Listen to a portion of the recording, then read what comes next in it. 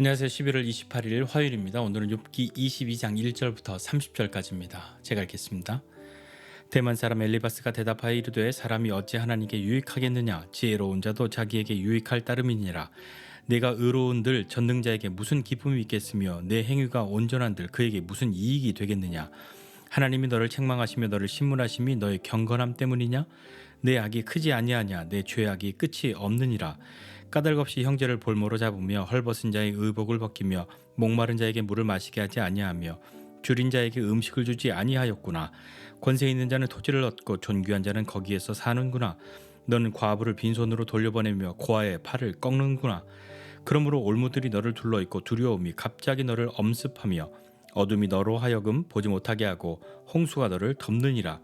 하나님은 높은 하늘에 계시지 아니하냐. 보라 우두머리 별이 얼마나 높은가. 그러나 내 말은 하나님이 무엇을 아시며 흑암 중에 어찌 심판하실 수 있으랴. 빽빽한 구름이 그를 가린즉 그가 보지 못하고 둥근 하늘을 거니실 뿐이라 하는구나. 내가 악인이 밟던 옛적 길을 지키려느냐.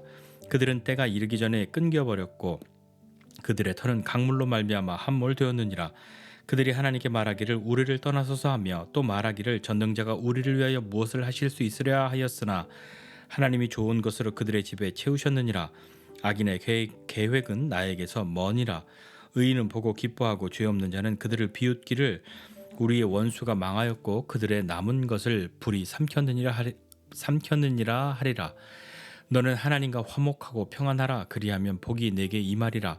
청하건대 너는 하나님의 입에서 교훈을 받고 하나님의 말씀을 내 마음에 두라. 내가 만일 전능자에게로 돌아가면 내가 지음을 받을 것이며 또 내 장막에서 불의를 멀리하리라. 내 보화를 티끌로 여기고 오빌의 금을 계곡의 돌로 여기리라. 그리하면 전능자가 내 보화가 되시며 내게 고귀한 은이 되시리니 이에 내가 전능자를 기뻐하여 하나님께로 얼굴을 들 것이라. 너는 그에게 기도하겠고 그는 들으실 것이며 너의 서원을 내가 갚으리라. 내가 무엇을 결정하면 이루어질 것이요 내 길에 빛이 비치리라. 사람들이 너를 낮추거든 너는 교만했노라고 말하라. 하나님은 겸손한 자를 구원하시리라. 죄 없는 자가 아니라도 건지시리니 내 손이 깨끗함으로 말미암아 건지심을 받으리라. 아멘. 이제 세 번째 친구들의 주장이 시작됩니다. 역시 엘리바스가 시작하고 있는데요. 자, 엘리바스는 앞서서 자기가 두 번이나 말하였고 다른 친구들도 말하였고 욥이 반박하고 있는 것들을 다 들었고 이제 마지막 이야기를 합니다. 어떤 이야기를 하냐면요. 야, 네가 뭐 얼마나 대단하길래 네가 뭐 하나님께 뭐 무슨 유익이 되겠냐. 네가 의로운들 하나님께 뭐 기쁨이 되겠고 네가 온전한들 하나님께 무슨 이익이 되겠냐. 그렇게 말하고 있습니다. 거룩하신 하나님께 의로움, 너의 의로움이 뭐 그게 뭔 보탬이 되겠냐. 그게 뭐 의미가 있냐라고 말하는 거죠. 내 의로움이 하나님을 더 의롭게 만들어 드리는 것도 아니고 네가 그렇게 한들 하나님 더 기쁨이 되는 것도 아니고 네가 온전한들 뭔 이익이 있다고 그렇게 자꾸 이야기를 하냐 하는 것이죠. 마치 이 이야기는 하나님은 거룩하신 분인데 우리가 뭘 더 하나님을 거룩하게 만들어 드릴 수 없다라고 하는 것처럼 하나님을 변호하는 것처럼 그렇게 들리지만 엘리바스의 마음속에는 욥이 의롭다는 것을 인정하고 싶지 않은 마음이 있는 것이죠. 욥기 시작할 때요 사탄이 그렇게 하나님께 이야기하잖아요. 하나님 욥이 무슨 까닭 없이 하나님을 경외하겠습니까? 무슨 이유가 없이 무슨 이득이나 하나님 해주시는 것 없을 때 그가 하나님을 경외하겠습니까? 다 생기는 게 있고 다 이유가 있는 거지 뭐 자기가 그렇게 대단하다고 하나님을 아무 이유 없이 그렇게 경외하겠습니까? 그런 일 없습니다 라고 말했죠. 엘리바스의 지금 이 말도 1장에서 그렇게 사탄이 하나님 앞에 말했던 것과 어쩌면 뭐 비슷한 결을 가지고 있는 그런 이야기인 것 같습니다. 그러나 욥은 어떤 사람이었습니까? 동방의 의인 욥, 하나님도 그가 온전하고 정직하고 악에서 떠나고 하나님을 경외하는 그런 사람이라고, 이 세상에 욥과 같은 사람 없다라고 하나님도 인정해 주셨는데 그런 욥을 엘리바스는 인정하고 싶지 않은 것이죠.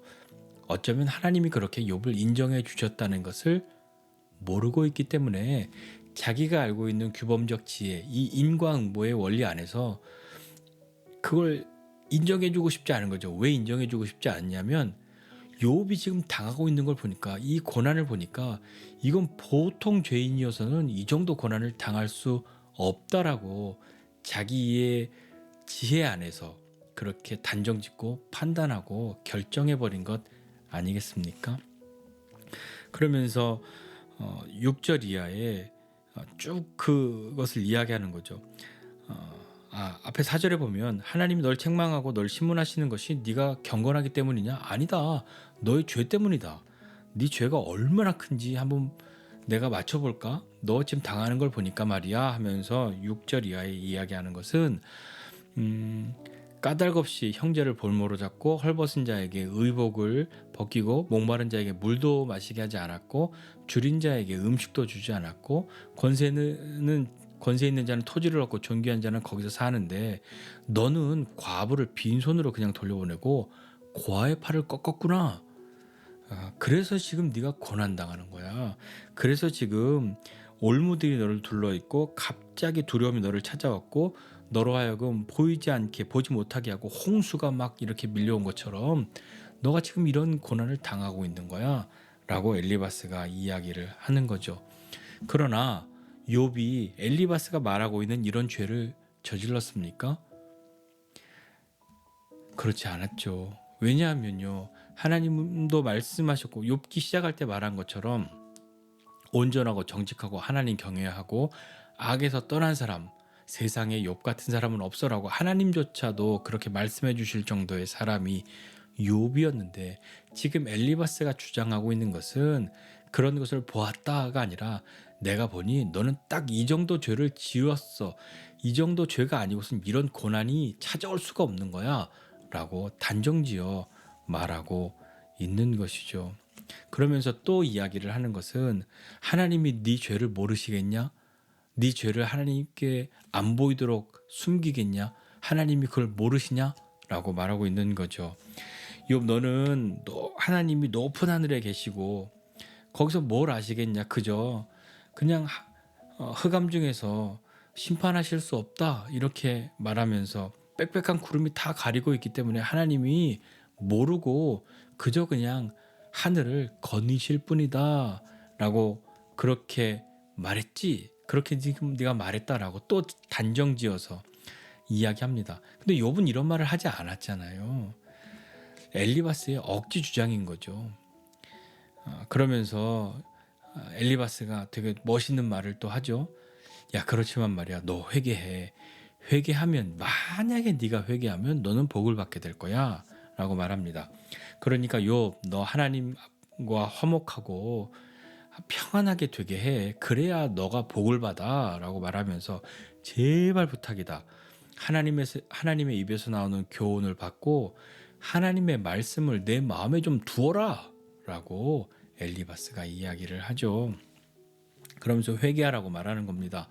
그러면 전능자가 너의 보화가 되고 너에게 고귀한 은이 될 것이다 라고 이야기하면서 네가 기도하면 들어주실 거고 네가 무엇을 결정하면 그대로 이루어질 것이고 내 길에서 빛이 비치게 될 거다. 사람들이 너를 막 낮추거든. 너는 그래요, 제가 교만했습니다 라고 그렇게 좀 말해라. 너 우리가 이렇게까지 이야기하고 있는데 나 죄 없다고 말하고 막 좀 그러지 말아라 라고 하는 말을 이렇게 하고 있는 거죠. 하나님은 겸손한 자를 구원하셔. 너 자꾸 죄 없다고 말하지 말고 너를 좀 이렇게 낮추면 제발 좀 교만했습니다 라고 그렇게 좀 인정하고 회개해 라고 엘리바스가 말하고 있는 거죠. 죄 없는 자가 아니라도 하나님이 건져주실 수 있는데 네 손이 깨끗함으로 말미암아 좀 회개해서 하나님의 건지심을 받아라 라고 하는 것이 오늘 엘리바스의 이야기입니다. 엘리바스가 하는 이야기와 같은 말을 제가 욥이라고 한다면 이 이야기를 들으면 어떻겠습니까? 엘리바스가 이렇게 말한다면요, 저 같으면요, 엘리바스가 말할 때 아니야 엘리바스 너 왜 자꾸 똑같은 얘기해 라고 하면서 엘리바스의 말을 좀 멈추게 하고, 그러니까 좀 내 말을 들어보란 말이야. 내가 몇 번을 이야기해. 내 말 안 듣고 도대체 자꾸 왜 그러는 거야? 난 그러지 않다고, 그게 아니라고 그렇게 말할 것만 같습니다. 억울하고 답답해서요. 견딜 수가 없죠. 뭐 이 정도 되면 막 눈물이 막 날 것만 같습니다. 그런데도 욥은요, 이 엘리바스의 말을 끊지 않고 끝까지 듣고 있는 것이죠. 엘리바스의 말이 맞기 때문이 아니라 욥은 엘리바스의 주장이 억지라고 하는 것을 욥도 알고 우리도 알고 있지 않습니까? 그런데 그저 욥은 듣고 있습니다. 왜 그랬을까요? 아마도 욥은요, 이 친구들에게 이것을 호소하는 것이 아니잖아요. 앞서서도 야 내가 니네한테 뭐라고 하는 게 아니다 라고 말하면서 그는 자꾸 하나님께 자기의 마음을 호소하고 하나님께 마음을 이야기하고 하나님 제발 좀 말씀해 달라고 그렇게 하고 있는 것이죠. 하나님께 호소해야만 한다는 것을 알고 있었기 때문입니다. 그런데 여기서 문제가 하나 있잖아요. 욥이 그렇게 하나님께 호소해야 된다는 것을 알고 있고 그렇게 하고 있는데 하나님이 아무것도 안 하시고 있잖아요. 하나님이 침묵하고 계시나요? 대답하지 않으시잖아요. 묵묵부답이신 거잖아요. 우리에게 가장 큰 고통, 그것은 어쩌면 하나님의 침묵이지 않겠습니까? 욥도 지금 엄청난 고난 가운데 있는데 거기에 하나님이 욥 힘들지 이런 말이라도 해주시거나 아니야 욥 사람들이 오해하고 있는 거야 나는 너를 알아 이런 이야기를 해주시면 욥이 얼마나 용기를 내고 욥이 고난 가운데 있지만 그가 살아갈 희망을 좀 갖지 않겠습니까? 그런데 하나님은 아무 말씀하지 않으시죠. 이것이 욥에게 고통당하고 있는 욥에게 더 큰 고난과 더 큰 아픔을 주고 있는 일이 되고 있는 것일 겁니다. 그러나 하나님은 결코 그분의 사랑을 멈추시거나 제한하시는 분이 아니시라는 것도 우리는 알죠. 그것을 믿죠. 그것이 언제 어떠한 때라도 작동되어야 할 그런 것이지 않겠습니까? 그것이 우리의 믿음이지 않습니까? 우리가 하나님의 어떤 말씀을 들을 수 없고 하나님이 침묵하시고 묵묵부답이신 그 하나님은 우리를 버리신 것이 아니라요. 침묵 때문에 아무 말씀도 안 하시니까 하나님이 날 버리셨어. 나를 위해서는 아무것도 하지 않으셔. 그렇게 생각하고 있는 우리가 하나님을 그렇게 나를 위해서는 아무것도 안 하시는 하나님이야 라고 여기고 있을 때 하나님은 우리에게 침묵하고 말씀하시지 않는 것만 같지만 그분은 일을 하고 계시는 거죠. 하나님은 하나님의 일을 하고 계신 겁니다. 우리를 위해서 일하시는 거죠. 마침내 우리가 하나님께서 하신 일을 알게 되는 그때가 되도록 하나님은 일하고 계신 겁니다. 침묵 가운데서도 우리를 향한 하나님의 마음이 멈추어져 있지 않습니다. 그분이 우리의 하나님, 우리의 좋으신 아버지이십니다. 그 하나님이 오늘도 우리와 함께 하시는데 참 살면서 억울하고 답답한 일 많지 않습니까? 속이 터질 것만 같은 그런 때가 왜 없습니까? 어제도 있었고 오늘도 있을지 모릅니다. 그리고 내일도 또 그런 일이 있을지 모르죠. 억울하고 답답하지만 그러한 때에 하나님이 우리를 아신다. 하나님이 우리를 위하여 하시는 일이 있다. 우리 억울하고 답답한 마음을 토로할 때 하나님께서 우리를 향해 응답하시고 격려하시고 위로하실 때도 있지만 왜 아무 말씀도 하지 않으시지? 라고 여겨질 때가 있는데 그때에는 하나님의 침묵 때문에 하나님이 우리를 위해서 아무것도 하시지 않는 분이 아니라 하나님은 우리를 위해서 일하고 계신다 하는 그 믿음을 잃어버리지 않는 그 믿음을 빼앗기지 않는 저와 여러분 되고 오늘도 하나님이 우리를 위해 일하시고 우리와 함께 하시는 좋으신 하나님이신 줄을 믿고 믿음으로 살아가는 저와 여러분 모두가 되시기를 주님의 이름으로 부탁드립니다. 용기를 내십시오. 기도하겠습니다. 하나님 아버지, 오늘도 우리와 함께 하시는 하나님이신 줄을 믿습니다.